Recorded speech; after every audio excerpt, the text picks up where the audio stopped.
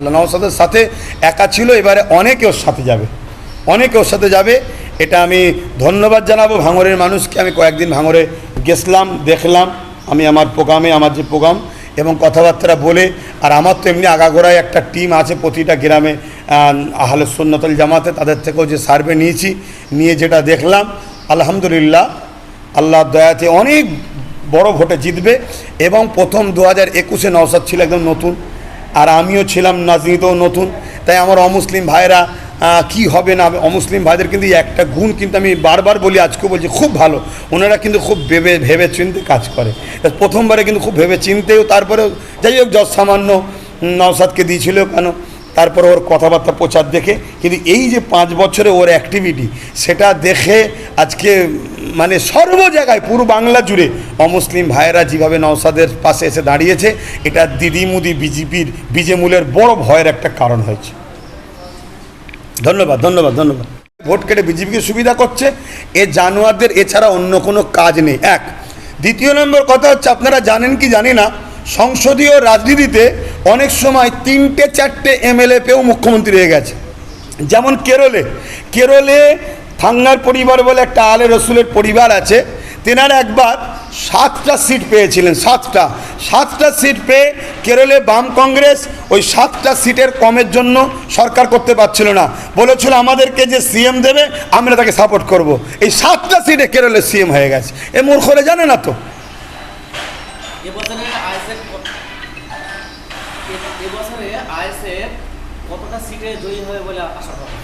দেখুন, যেভাবে প্রথম দফায় কড়াকড়ি ভোট যে জায়গাগুলি হয়েছে, যদি সব জায়গাতে দ্বিতীয় দফায় কড়াকড়ি ভোট হয়, একদম মানুষ তার ভোট দেবে। একটাই কথা, কে কাকে দেবে সেটা মানুষ জানে।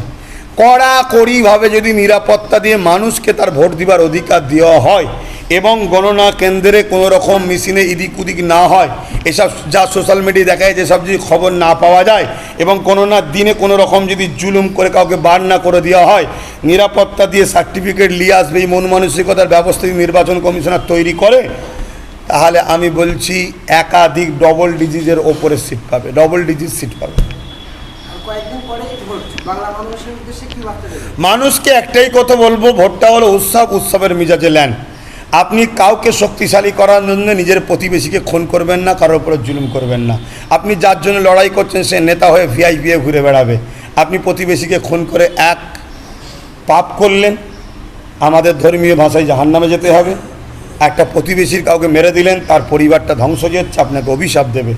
তাই মারামারি নয়, খুনোখুনি নয়, উৎসব। আপনি উৎসবের মিজাজে যান, সবাই যাবে ভোট দিতে, কেউ কাউকে রুখবে না, চমকাবে, ধমকাবে না।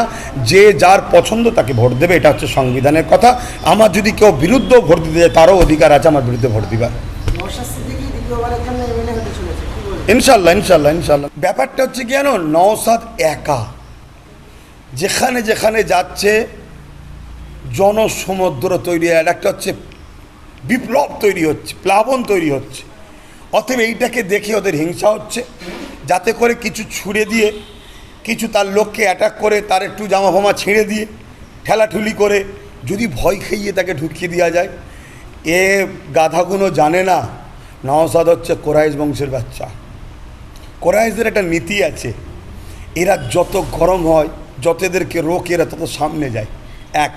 দ্বিতীয় নম্বর কথা হচ্ছে, মমতা 42 দিন জেল দিয়ে একে রুখতে পারেনি। একে আবার ওয়াকাফ আন্দোলন করতে গিয়ে জেলে দিয়েছিল, তাও রুখতে পারেনি। কত টোপ দিয়েছিল, পদ দিয়েছিল, তাও রুখতে পারেনি। অতএব এই আঘাত যত দিচ্ছে, তত টিএমসির পতন নিজেরা নিজেদের করে নিচ্ছে।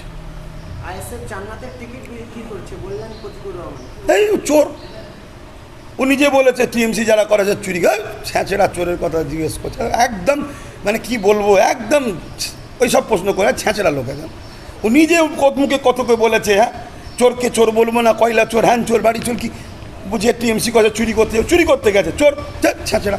অভিষেক ব্যানার্জি বলেছে যে বিজেপি দলের নওশাদ সিদ্দিকী অমিত শাহর সিকিউরিটি নিয়ে ঘুরছে। হ্যাঁ হ্যাঁ, এই অভিষেক মমতা এদের কথা জিজ্ঞেস করুন। এরা চোর ছাঁচেরা হলো, এদের একটা কোয়ালিটি তবু জাত আছে, একটা ভিআইপি মানে যেটা জায়গায় আছে। হ্যাঁ, অভিষেক যেটা বলছে আমিও দেখলাম, এই ওটা অভিষেক যেটা বলছে আমিও দেখলাম, যে নওশাদ কি বলে ওই নাম যেন, আরে টাকলাটার নাম, হ্যাঁ অমিত শাহ পুলিশ নিয়ে ঘুরছে। আরে অমিত শাহ পুলিশ নয়, ভারতবর্ষের পুলিশ, রাজ্য পুলিশ, টিএমসির নয়, পশ্চিমবাংলার পুলিশ। তাহলে তোমরা দুজন ভাগ করে নিচ্ছ, হ্যাঁ, আর আমরা সব বানে ভেসে এসছি। তাহলে অমিত শাহ পুলিশ হয়ে গেল ওটা, আর এটা দিদির পুলিশ হয়ে গেল। এই যে পুলিশকে বিভিন্ন রাজনীতির সঙ্গে জড়িয়ে দেওয়া, এটা হচ্ছে সংবিধান বিরোধী, সমাজ বিরোধী, দেশ বিরোধী কথা, নম্বর 1। নম্বর 2, নওশাদ সিদ্দিকীকে অমিত শাহ পুলিশ নিয়ে ঘরে নে। নওশাদ সিদ্দিকী প্রথম রাজ্য সরকারকে চিঠি দিয়েছে যে আপনি রাজ্যের বর্তমান অধীনে আছে, প্রশাসনের দায়িত্ব আপনার হাতে।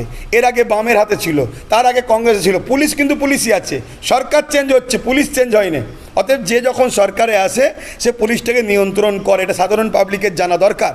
তো সেই জায়গায় নওশাদ রাজ্য সরকারকে চিঠি দিয়েছে, কেন আপনি পুলিশ মন্ত্রী, আমাকে প্রোটেকশান দেওয়া হোক, আমার নিরাপত্তা বাহিনী দেওয়া হোক, আমি নিরাপত্তাহীন ফিল করছি। সেই জায়গায় 3বার চিঠি দিয়েছে।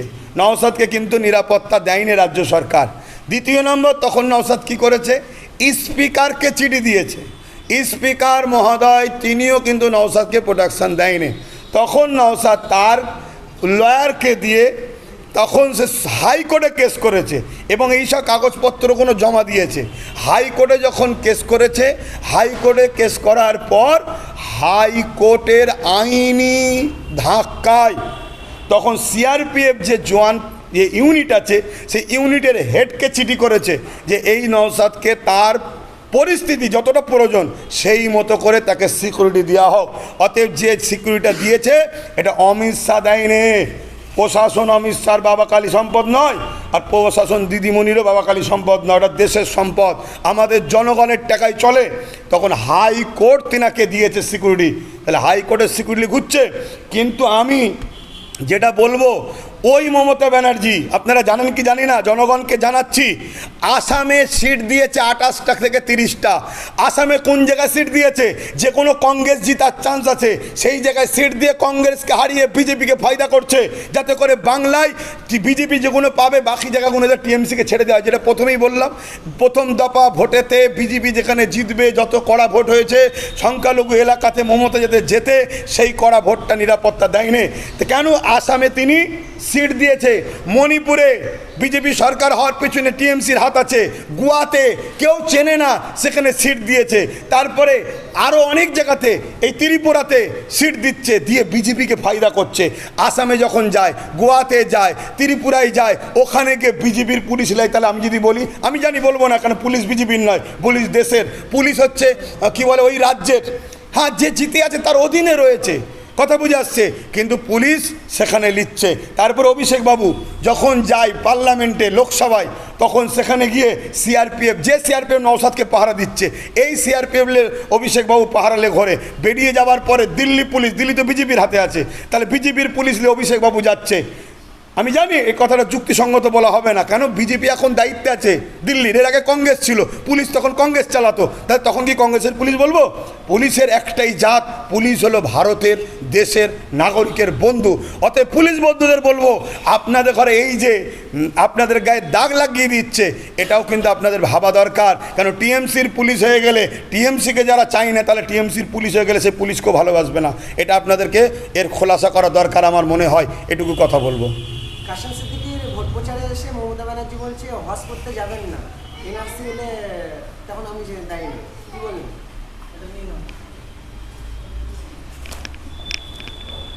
ব্যাপারটা হচ্ছে, আমি দেখে এসছি এই রাজ্য সরকার এত ইসলাম বিদ্বেষী, এত কমনাল, ইসলাম নিয়ে এত নোংরা মন মানসিকতা রাখে বলার মতো নয়। যেমন মসজিদের ইমামরা নাকি উস্কানোমূলক বক্তব্য দেয়, এইটা বলার পরে আমি বলছি দেখবেন মসজিদের সিসি ক্যামেরার ব্যবস্থা করবে দেবে। এটা হচ্ছে প্ল্যান, বলে দাও আমি রাস্তা করে দেবো আর বিজেপি ওই রাস্তা দিয়ে আসবে। দ্বিতীয় নম্বর কথা, মাদ্রাসার বাচ্চাদেরকে মিড ডে মিল দেবো না, রাস্তার কুকুরের বাচ্চাকে মিড ডে মিল খাওয়াবো। মাদ্রাসার বাচ্চাকে কুকুরের বাচ্চার সঙ্গে তুলনা করছে, ওই জন্য আরও কুকুরের বাচ্চাকে খাওয়াবে বলছে। 3 নম্বর কথা, ওয়াকাবলি আন্দোলন করাতে এত রেগে গেল, বললো সব থেকে বড় দুশ্মন আমি হব।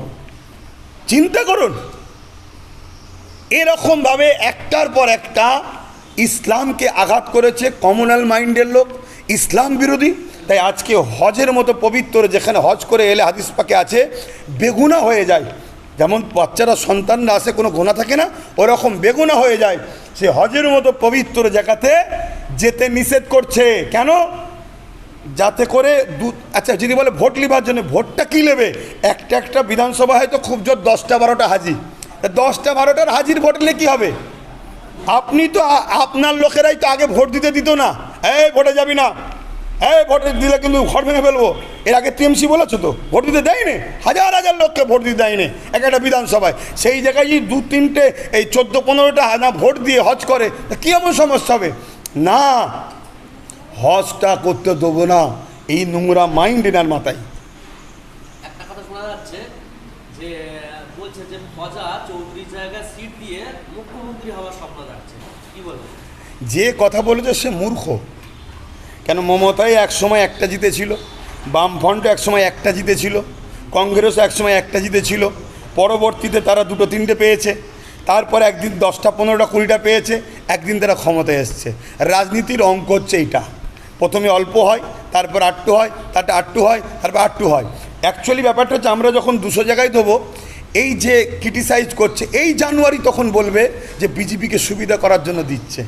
আর দ্বিতীয় নম্বর কথা হচ্ছে আমরা 30 জায়গায় দিয়েছি কি 31 জায়গায় দিয়েছি, কিন্তু আমাদের বন্ধুরা দিয়েছে তো বাকি সব জায়গায়, যাদের সঙ্গে আমাদের সিট সমঝোতা হয়েছে। বামেরা তো দিয়েছে সব জায়গায়, তাহলে 294 জায়গায় তো বাম আইএসএফ দিয়েছে, তাহলে 30 জায়গায় বলছেন কেন আপনি? শুধু কথা বুঝে আসছে।